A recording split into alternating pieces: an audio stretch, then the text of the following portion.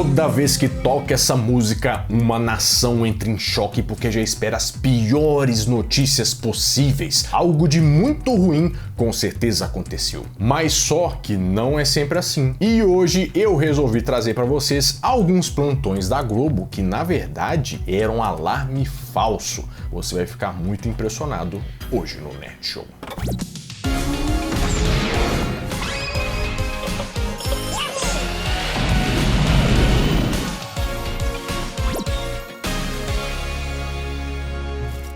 Fala, meus queridos amigos, como estão vocês? Vocês estão bom, né? Sem mais delongas, porque nós temos que falar de uma denúncia hoje, vamos passar o primeiro plantão que com certeza era um alarme falso.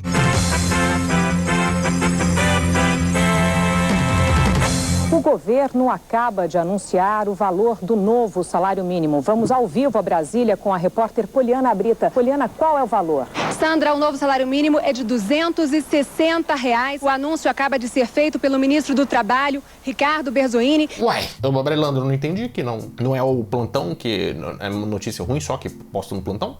Uai, né não? O salário aumentar não é notícia ruim, não precisava do plantão pra notícia ruim. Vocês vão perceber que, na verdade, o alarme falso, que, meu Deus, plantão da Globo, na verdade, tem notícia boa no plantão também, começando pelo aumento do salário mínimo. Uma coisa que eu achei estranha é que talvez você nem tivesse sobrevivido à vinheta pra ter acesso à notícia boa. É verdade. Bom, a gente vendo o valor desse novo salário mínimo até fica impressionado como é que o pessoal sobrevivia com isso, né? Mas é aquele negócio, o poder de compra era um pouco diferente. Mas você sabe de verdade pra que serve o salário mínimo? Então, ele foi instaurado aqui no Brasil lá nos anos 30 pelo Getúlio Vargas, mas a história do tal do salário mínimo é muito mais antiga e tinha outras funções, na verdade. Por exemplo, essas leis modernas que a gente tem vêm muito da Nova Zelândia e também da Austrália, que eles fizeram alguns testes por lá. Mas na Idade Média já tinha salário mínimo, você acredita nisso? Eles falando lá na televisão da época da igreja, vamos subir o salário mínimo.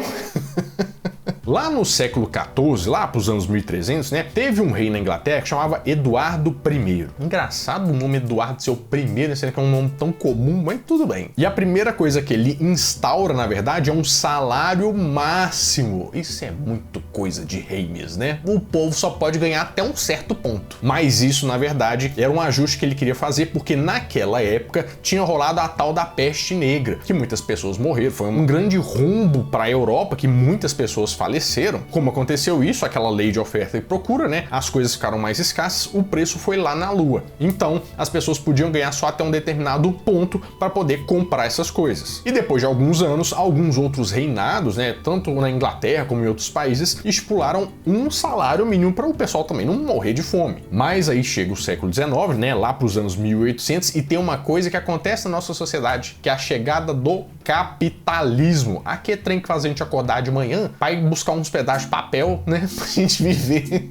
Que tristeza, a gente vive pelo papel, né? É muito triste. E acaba que essas leis de salário mínimo, salário máximo são abolidas, porque o pessoal quer assim, ó, esmiuçar, tirar até o tutano do pessoal pra ver o quanto que eles podem produzir. Mas acaba que a religião se mete um pouco nisso, e principalmente com um papa, que se chama Papa Leão XIII. O Eduardo é o primeiro, o Leão é 13º, vai entender, mas tudo bem. Agora, Papa Leão é um nome engraçado. Papa Leão, uau. Que vem com uma ideia falando assim, ó, gente, vamos instaurar esse negócio aí do salário máximo, né? Porque os caras, eles, na verdade, eles têm que viver com a plenitude só de um pouco. Eles não podem ter luxo, eles podem ter só um negócio, porque é a coisa mais religiosa, assim, né? Depois, tem que ter um salário mínimo também, né? Que bom. Mas vamos pensar aqui o seguinte, você sabe quanto que deveria ser o salário mínimo no Brasil atualmente para que isso fosse possível de viver? O que significa o salário mínimo? Que a pessoa pode comer normal, comprar comida, transporte, roupa, aquelas coisinhas básicas, né? Quer chutar, Maurelão, quanto que seria? O salário mínimo para 4 pessoas, uma família de 4 pessoas, segundo as pesquisas. Mas 4 pessoas e uma só trabalhando? Não, é uma família. Tem que ter... Quanto que essas 4 pessoas têm que gastar para ficar de show ali, ó? Uns R$5.000. Não. Pouquinho mais. Cerca de 6.528,93 sendo que a diferença é que atualmente, só para você pensar, porque a gente conta não só em dinheiro, mas em tempo, você tinha que trabalhar para comprar a cesta básica hoje, 111 horas, 8 minutos para comprar a cesta básica. Se você for pensar em conta que a média de horas trabalhadas por semana por pessoa é de 40 horas, quantas semanas ela vai ter que trabalhar? Bastante coisa. Eu não sou tão bom de conta, né, Brando? Mas aí é com você, faça essas contas para mim nos comentários do vídeo. Mas tem mais plantão que enganou a gente. Alarme falso.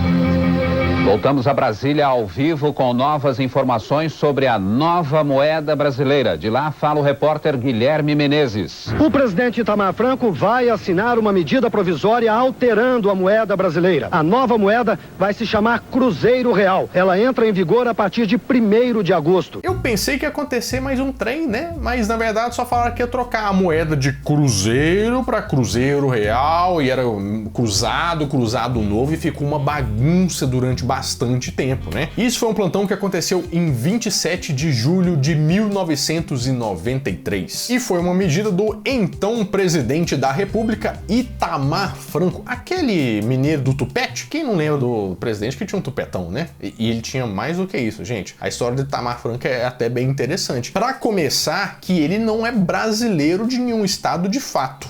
Como assim? Mas é um outro estado da matéria? Não, é porque Itamar Franco, na verdade, nasceu durante um passeio de barco, como é que chama aquele trem que você paga e fica comendo em alto mar? Um cruzeiro, só que ele nasceu em águas brasileiras, mas ele não nasceu em lugar nenhum de fato, assim, sabe? Só que ele, na verdade, voltou pra Juiz de Fora, ou seja, nem mineiro, ele era carioca, na verdade, né? Porque Juiz de Fora é o grande distrito do Rio de Janeiro já. Eu tenho uma dúvida aqui, que se a pessoa nascer no avião, não existe céu. Céus internacionais? Céus brasileiros? Não sei, Babarelando. Isso aí é uma coisa, tem que ser um momento aqui, ó, ver a rota ali e bater. Ó, esse aqui é Macapá. E ele é um presidente que assumiu a presidência depois do Collor ter sofrido o impeachment. Saúde. Amém. Mas se a gente for olhar hoje em dia, o impeachment do Collor, ele deveria ter acontecido mesmo? Ih, Babarelando, você só pode descobrir isso no vídeo do Nerd Show aqui, que se foi justo ou injusto. É um vídeo bem legal para o pessoal assistir, que eu vou deixar aqui no card. É muito engraçado porque você sabe, né? Quando a pessoa é mais mineira, a gente não é mais assim, nossa senhora, mais comedido. E o Collor falando que conhecia as pessoas, aquela oratória toda, né? O engraçado é que ele ia se candidatar e ele percebeu que precisava de um vice-presidente lá da região sudeste, né? Porque historicamente sempre tem uma pessoa assim pra trazer mais os votos desse pessoal. Só que o Itamar Franco, ele nunca foi aquele político que apareceu muito, tipo assim, ele perdeu pra vereador, perdeu pra prefeito, sabe? Ele apareceu de uma certa forma, mas só que ele falava o que ele pensava. Eu nem quero perguntar a Vossa Excelência se Vossa Excelência conhece todos os presidentes do Brasil, porque seria indelicado. Eu sei que Vossa Excelência conhece. Primeiro, o governador ameaçou. Em seguida, partiu para cima do jornalista. Mas dentre as coisas que ele ficou mais conhecido por fazer, né? Claro que teve o Plano Real, que foi uma grande coisa, que inclusive se você quiser saber a história do Plano Real, também tem card aqui para você ver os preços que aconteciam lá em 1995, que eram praticados, meu Deus do céu, também vou deixar no card. Mas ele ficou muito conhecido também pelo Fusca Itamar. Como assim? É porque ele percebeu que a economia precisava de uma injeção de ânimo ali, decidiu fazer uma injeção eletrônica, né? Tudo bem que o Fusca não tinha injeção eletrônica, mas ele convenceu a Volkswagen a voltar a produzir o Fusca, que já tinha parado de ser feito há bastante tempo, porque ele queria criar essa coisa do carro popular, que a partir daí sim, a gente teve essa nomenclatura de carro popular, que já se perdeu há algum tempo, né? Porque nós não temos mais carro popular. É só no nome mesmo, porque assim, você tem vários cruzeiros cruzados reais para você comprar um carro popular hoje em dia, né? E quando ele voltou com essa moeda aí do cruzeiro, né?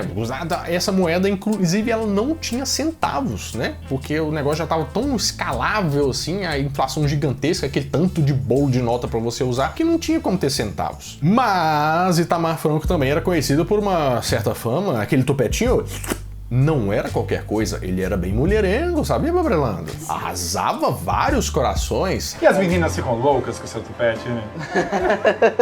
Rapaz, eu não sei se é pelo tupete. Tanto é que ele ficou muito envolvido ali nas polêmicas carnavalescas, porque ele tava saindo com uma moça, quer dizer, ele conheceu uma moça no camarote lá, mas os jornalistas viram que, vamos dizer que ela gostava de deixar o bicho solto, assim, né? E é muito engraçado que o Caceta e Planeta adorava zoar o Itamar Franco. É a candidata da coligação PSC, Partido Sem Calcinha, e PFL, Partido da Frente Liberal. Mas temos mais alarmes falsos do plantão da Globo.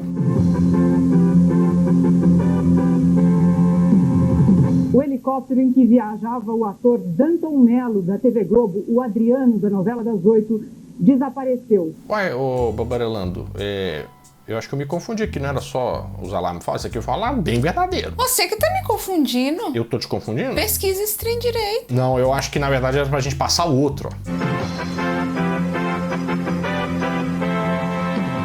Uma boa notícia. Depois de mais de 30 horas sem fazer contato, foi encontrado o helicóptero em que viajavam o ator Danton Mello, o Adriano da novela Torre de Babel e a equipe do Globo Ecologia. Tá vendo? Vocês não confiam? É verdade. Gente, pra quem não conhece essa história, o Danton Mello, o irmão do Celton Mello, né? Ele teve um acidente de avião enquanto ele era apresentador do Globo Ecologia. E esse avião sumiu, mas que bom, né? Alarme falso, o avião foi encontrado. Mas foi quase, o negócio teve feio pra caramba. O que aconteceu? Eles estavam fazendo uma matéria no Monte Roraima. Roraima? Acho que o pessoal lá gosta de falar Roraima, se eu não me engano. E esse monte, ele fica bastante acima do nível do mar. Tanto é que a queda deles foi num planalto de mais ou menos 3.000 metros de altura. A gente estava sobrevoando esse morro a uns, sei lá, 5 metros lá do topo. Então caiu, no impacto ele quebrou o rotor traseiro, e aí o helicóptero virou um liquidificador, enfim. Aí eu desmaiei, me lembro de acordar um tempo depois. Ou seja, era difícil fazer qualquer tipo de resgate, qualquer coisa assim, né? E 30 horas depois desse avião, que na verdade é um helicóptero, porque eu falei que era um avião, o helicóptero cair, eles já foram achados. Claro, né, que aconteceram umas coisas ruins, por exemplo. Eu e o Cuca, que era operador de áudio, nós dois tivemos hemorragia interna. E infelizmente o operador de áudio, né, que tava no helicóptero, faleceu. Mas aparentemente foi uma experiência bem traumatizante para a vida dele, que graças a Deus ele sobreviveu. Até aquele momento ali, cara, era um pensamento que eu já tinha de curtir a vida, de aproveitar o momento, aproveitar tudo, que a gente não sabe o dia de amanhã. Mas no dia 5 de setembro de 1989, tivemos mais um plantão que era alarme falso. O plantão nacional informa. O Boeing da Varig, que desapareceu domingo à noite entre Marabá e Belém, no Pará, acaba de ser localizado e há sobreviventes. Quando a gente vê uma reportagem que é uma tragédia de avião, normalmente a gente já fica meio apreensivo, porque as chances das pessoas são muito baixas, né? É um acidente normalmente muito feio. Mas aqui, graças a Deus, as coisas correram melhor do que o esperado. O que aconteceu? Um avião da Varig, extinta empresa Varig, né, ia sair de Marabá para ir para Belém. Só que ele tinha feito várias escalas já, né, naquela empresa antigamente que pingava, é o pinga-pinga, né, que vai de um destino pro outro, aí pouquinho, vai parando por um monte de lugar. Depois de decolar de Marabá, o avião acaba fazendo uma curva indo exatamente pro outro lado. Meio que, mas por que esse avião tá rodando e tá indo pro lado contrário? Acontece que o piloto e o copiloto se perderam. Eles estavam confusos com as numerações lá que tinham sido alteradas um tempo atrás. A direção, na verdade, de leste, oeste, norte, sul, elas eram passadas em números. E como eles usavam também a bússola, que é numerada, né, de 0 a 360, se é que a gente pode dizer assim, os códigos ficavam meio confusos e acabaram que eles foram pro lado errado. Em um determinado momento, eles percebem que o sistema elétrico tá meio mais ou menos, a turbina já tá dando pau. 2 horas mais tarde, o comandante César Augusto faz novo contato,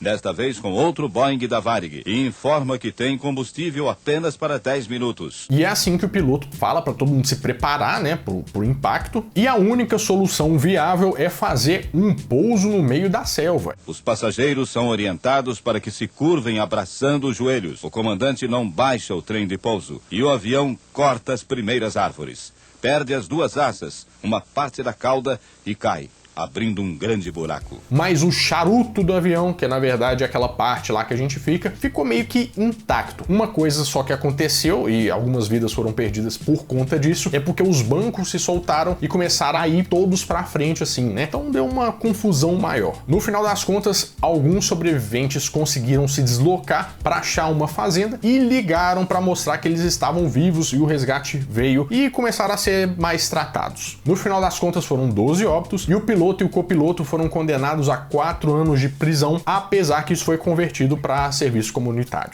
mas no final, melhor do que o esperado, né, meu Varelão? Com certeza. Agora, esse aqui, com certeza você estava lá para ver. Que aconteceu em 13 de outubro de 2010, um pouquinho depois ali que entrou o plantão da Globo.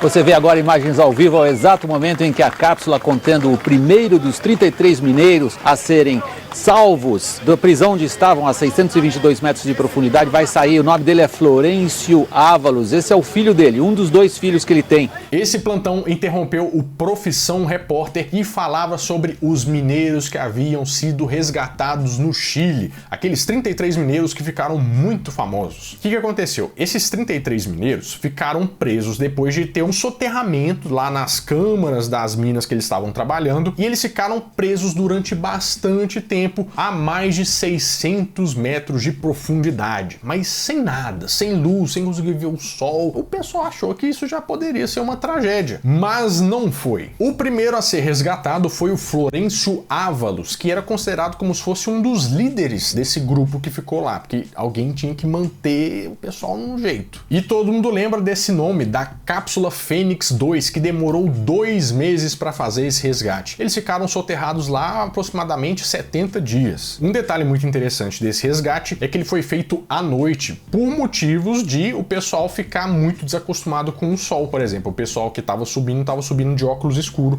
para não ter nenhum problema de acostumar com isso. Essa história ficou muito famosa, tanto que teve até um filme que foi chamado de Os 33, que eu não sei onde está passando, né? Na verdade ele está em alguns streams, mas não aqui no Brasil. Hora perfeita pra gente entrar com a publi de VPN, né, Bavarelão? Com certeza. Então você quer pôr sua VPN aqui, manda mensagem no e-mail do Nerd Show. Mas você quer ver como é que o plantão da Globo pode ser muito mesmo um alarme falso? Olha esse aqui pra você ver. O plantão do Esporte Espetacular informa. Terminou agora em Lima, no Peru, a decisão do Campeonato Mundial de Vôlei Juvenil Feminino. E as meninas do Brasil são bicampeãs do mundo. Ô, gente, eu vou falar com vocês assim, nada contra o vôlei, mas precisava de um plantão pra falar que o time juvenil ganhou um negócio? E tinha até mais plantões do esporte. Vanderlei Luxemburgo é o novo técnico da seleção brasileira. Gente, o Galvão Bueno no plantão da Globo. Isso aqui é um universo da loucura, né? Não, e tinha mais de futebol, seleção também.